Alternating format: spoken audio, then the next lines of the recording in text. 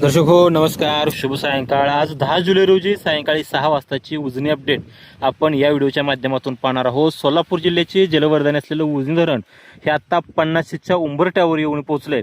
आज सायंकाळी 6 वाजताची उजनी अपडेट आपण पाहिले असता जो दौंडचा जो विसर्ग आहे, जो अतिशय महत्त्वाचा विसर्ग उजनीच्या पाणी पातळी वाढण्यासाठी महत्त्वाचा ठरतोय, तो आता कमी झाला दिसून येतोय।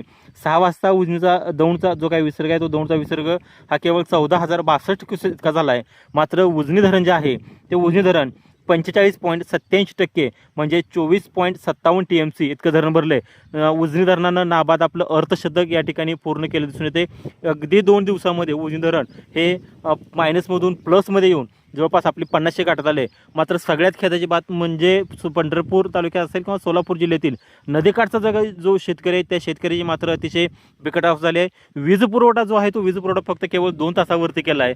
प्रशासन या ठिकाणी आदेशाची वाट पाहते, लोकप्रतिनिधी मात्र या ठिकाणी वीज पुरवठा आम्ही 5 तास केला, 8 तास केला, सुरळीत होणार आहे अशा पद्धती सांगतायत। मात्र लोकप्रतिनिधी ह्या गोष्टी सांगत असताना प्रशासनाकडून मात्र लेखी आदेश आला नसल्यामुळं या बातमीला दुजरा मिळत नाही। मात्र लवकरच नदीकाठचा जो वीज पुरवठा आहे तो वीज पुरवठा 5 तास करण्यात येईल अशीही खात्रीलायक सूत्र या ठिकाणी माध्यमांकडून मिळते।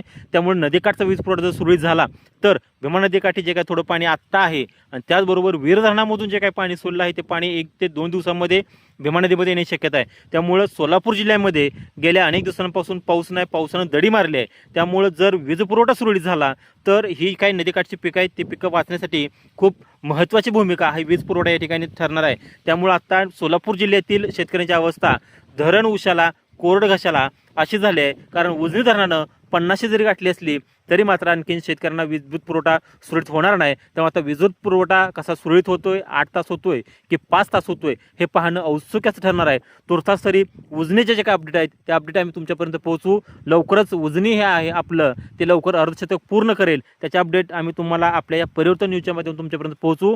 त्यासाठी परिवर्तन न्यूज लाईक करा, शेअर करा आणि सबस्क्राईब